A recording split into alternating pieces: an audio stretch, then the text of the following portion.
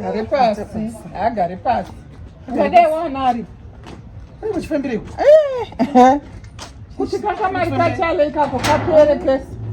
Kesi kakawana inako. Kamari kabata ubhara unotupa. Kamari kabata ubhara kutenga. Tipesana naye. Amen. Eti pamwe ndichamuona. Wambe uchinyamudiko. Ona nazve. Makuda kujairirana naye futi. Zvine ndawa ye. Pandimurora wedu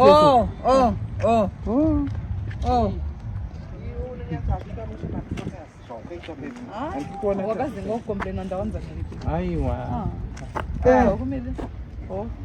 Kwaziwaikani? Murai. Esi makoti. Chale. Murise. Ndiri raiti wakadiko? Aiwa ndiri raiti hangu. Makasimbe. Ndipo wangu wakadiwa murora. Ndatoinge iwe murora. Inini. Ndanda kutopesana newe, ndanda kutodzokera.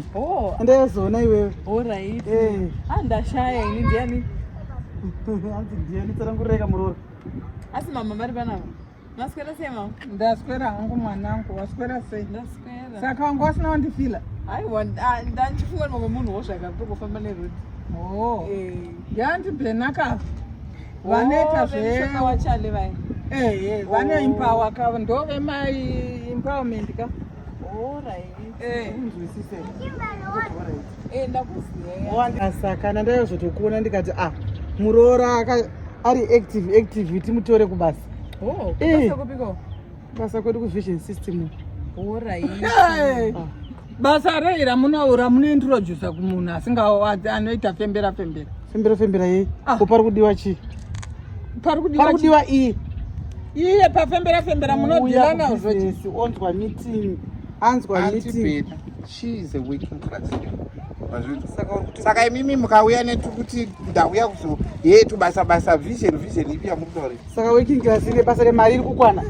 Aikwane zvenyimba nditaona izvenyimba zvamasaidi asos ndoti uye kubasa zvako iwe basa redu ndere network marketing. Harine nekunyora, kuinvita vamwe, kuimpawa vamwe vanouya kuzoshanda, varudo kushanda whether kuenda kubasa oro wakagara. Unouya utiunzwo vamwe, utibatsirawo vamwe vanozokuenda kumabasa. Imini mashaya zvekuita. Dai ndaziva kuti ndo zvamafambira ndatokustopai kudhara. Kubatsira vana. Chipedzeranai mega. Ndikutsanangurire inini zvekuzoiswa pakati makuti imimi majilimba ndimakandiintroducer. Mukazodai zvatadzikwapo. Hapana chaanotadza munhu. Vese wani. Ndikutsanangurire zvako makoti chale. Nzwisisa. Chero iwe unogona kutopinda. Nyaya iripo ndeyekuti unouya kumeeting, wonzwa business meeting. Basa redu isusu ndere kuinvita vanhu vane mahealth problems number 1, number 2 kuinvita vamwe vari kudawo mabasa. Basa redu harina basa kuti unoona kana kuti uri pawheelchair kana kuti une gumbo 1 kana kuti hauna makumbo ese. Chiri kudiwa muromo, kutaura nevanhu vada kubatsirwa, roda mabasa nevaroda kurapwa. Zviri true. Kuda munhu wese. Aiwa ndouya anti. Munhu wese vision system. Aiwa ndouya anti. Inini masaidi asos ndinotomada. But kana ndiri busy care like midweek and batike and stuff nenda kuzidi. Iwe zvaunongoita bedzi kungoinvita vanhu. Ende munoona andibhena. Wapa phone number dzangu rega ndisienda kupa number dzangu. Wapa phone number dzangu. Vanhu votouya kuzonzwa business. Handizi. Chai uri kuzvinzwa? Ndokuzvinzwa. Mukadzi munoya mese. Uye kuzonzwa business. Okay. Ichi number 0772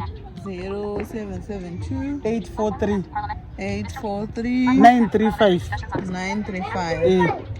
Ndondudza kana wakuya unoona chale uye nemukadzi uye kubasa. Aiwa tinouya. Alright makoti. Thank you. Musara zvakanaka.